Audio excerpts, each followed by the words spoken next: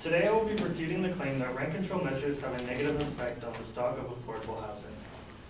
This claim was supported firstly with faulty and outdated evidence, drawing the inference that investors will find ways to make up for a loss in profits through spending less on operation costs. The second supporting claim was that rent-controlled units are subject to price increases when tenants leave or are evicted. While there is no dispute about this among economists and politicians, my counterclaim to this point is that the point of rent control is not to increase the stock of affordable housing, but instead to provide a safety blanket for the people who cannot afford the market price.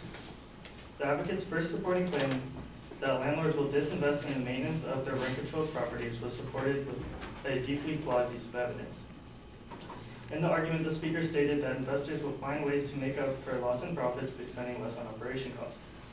Although the study from the Journal of Political Economy from which this inference was drawn stated, this model shows the difficulty involved in distinguishing between direct and indirect effects, and that there is an indirect effect as neighborhood amenities improve, which in turn leads a landlord to invest in additional maintenance.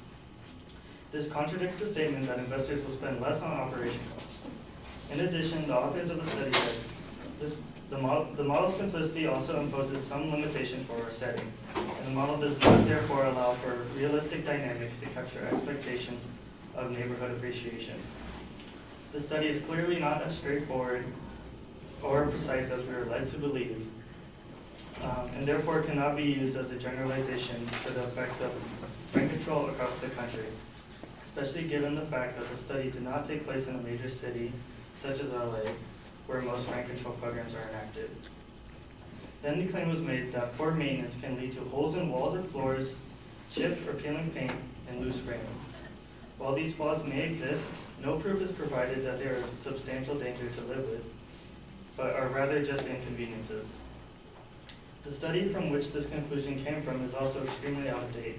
The author of the study, David Sims, stated, "I examined Boston, Massachusetts data for the American Housing Survey years 1985 through 1998 to determine how rent control affected the quantity, price, and quality of rental housing.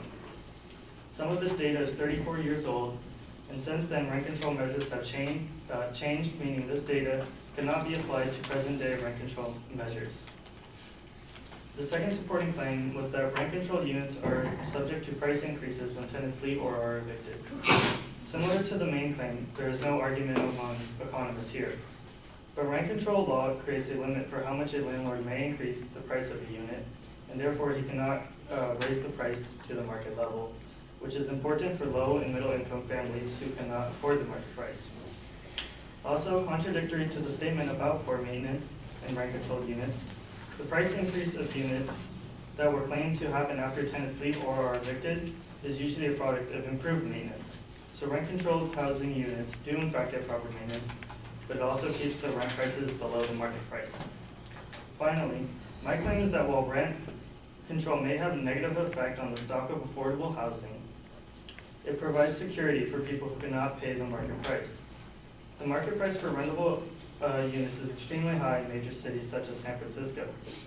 According to Edmund Andrews, an economics analyst and writer for Stanford Business, found that the average one bedroom rents for about $3,300 a month in San Francisco, which is an increase of about 50% since 2011.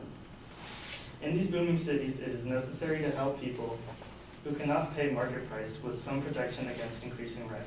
Without this protection, lower income workers either have to deal with relocation or face something more drastic such as homelessness. Thank you.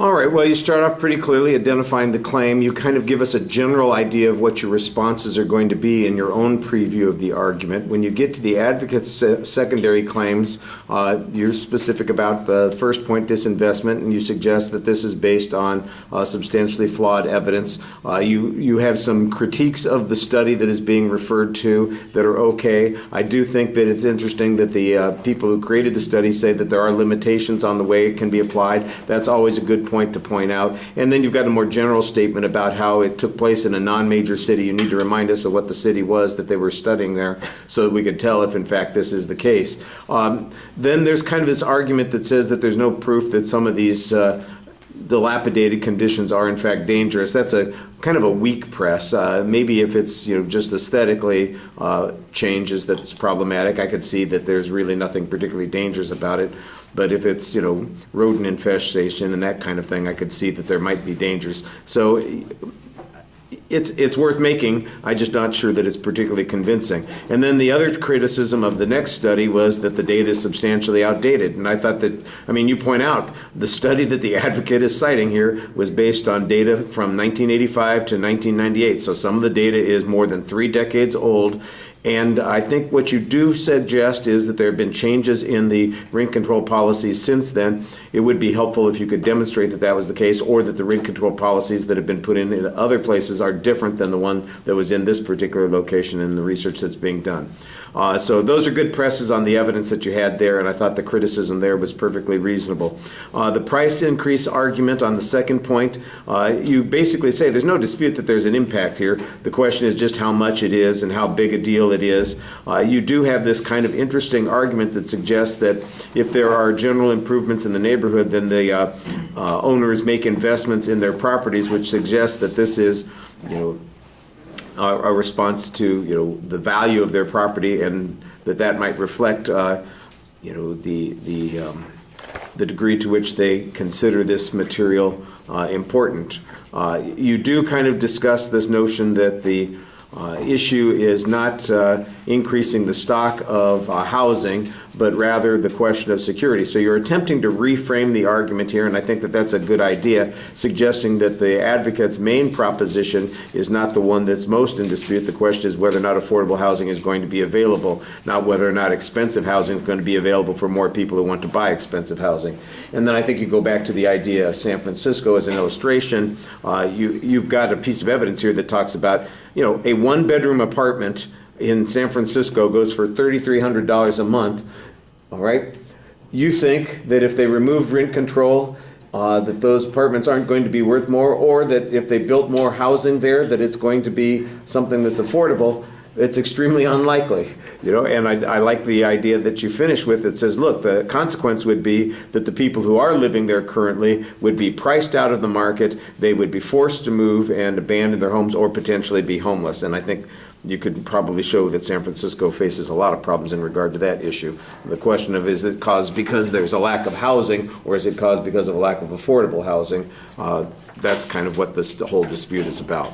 All right, thank you for volunteering.